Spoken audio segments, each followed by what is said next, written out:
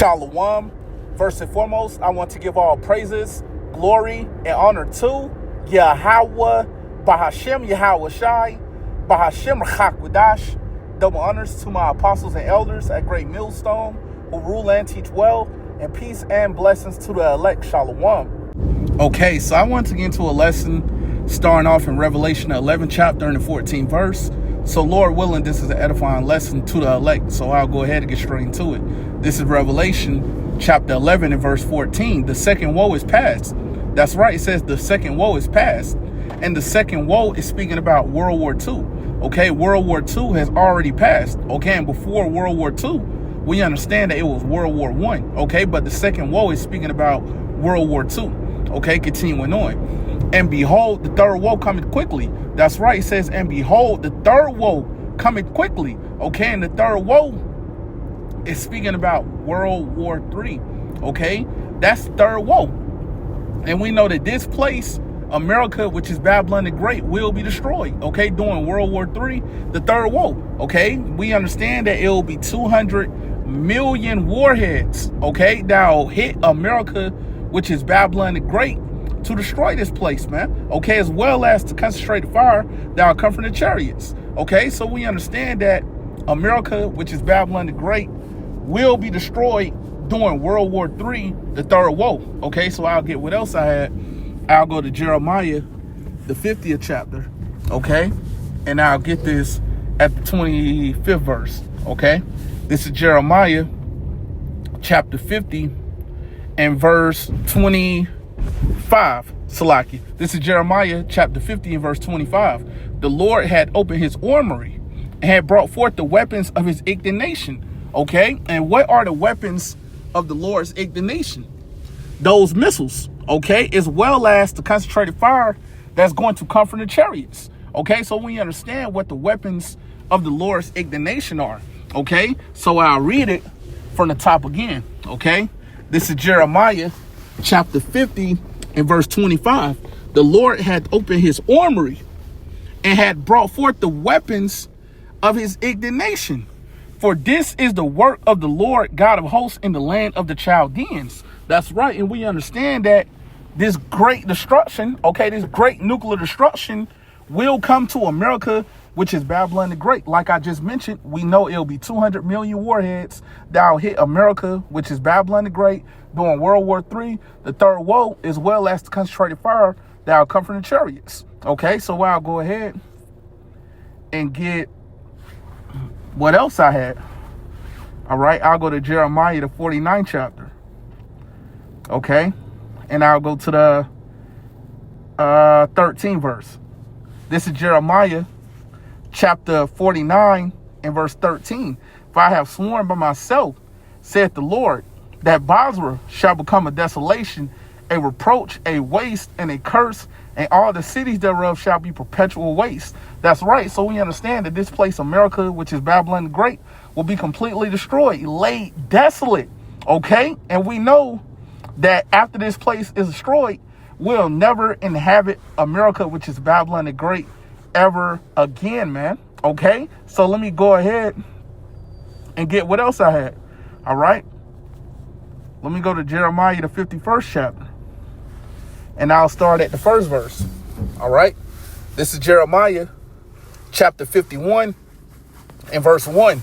Thus saith the Lord, behold, I will raise up against Babylon and against them that dwell in the midst of them that rise up against me a destroying wind. Okay, and the destroying wind is speaking about the nuclear destruction that will come to America, which is Babylon the Great. Okay, continuing on. And will send unto Babylon fanners. That's right, it says, and will send unto Babylon fanners. And the fanners is speaking about the other nations. Okay, that's going to come up against America, which is Babylon the Great, okay, during World War III, the third woe, okay, continuing on. That shall fan her. That's right, it says that shall fan her. So how is it that these other nations will fan America, which is Babylon the Great, by sending missiles over here? Okay, that's how they're going to fan her. Okay, continuing on. And shall empty her land. That's right. It says, and shall empty her land. So we understand that this place will be empty. This place will be laid desolate, man. Okay, these buildings, these roads, these cars, okay, we understand will be destroyed with America, which is Babylon the Great. Okay, even you wicked people that's left down here, man. Okay, so we know that this land will be empty. Okay, continuing on. For in the day of trouble, they shall be against her round about. That's right. We see that these different nations are collectively coming up against America, which is Babylon the Great. Okay, and we understand that ultimately they're going to send missiles over here to destroy this place. Okay, even America's allies will turn against this place, and they're going to shoot missiles over here, man. Okay, pursuant to Revelation chapter 17 and verse 16. Okay, so let me go ahead and get what else I had. All right, let me go to Isaiah. Okay, and I'll get straight to the point. The 13th chapter, and I'll start at the 17th verse. This is Isaiah chapter 13, verse 17. Behold, Salakia, verse 19, Salakia. This is Isaiah chapter 13 and verse 19. And Babylon, the glory of kingdoms, the beauty of the Chaldees' excellency. Okay, and we know that America, which is Babylon the Great, took on the ancient philosophies of the Babylonians and the Canaanites. Okay, continuing on. Shall be as when the Most High overthrew Sodom and Gomorrah. And what happened to Sodom and Gomorrah? Fire and brimstone was rained down from heaven, and Sodom and Gomorrah was destroyed. So what's going to happen to America, which is Babylon the Great, during these times? We know that this place will be destroyed by way of those missiles and the concentrated fire that's going to come from the chariots. Okay, we understand that it's prophecy. It's going to happen, whether you believe or not, man. Okay, continuing on. This is Isaiah chapter 13 and verse 20. It shall never be inhabited. That's right. So we understand that after America, which is Babylon the Great, is destroyed, we'll never inhabit this place ever again, man. Okay, continuing on.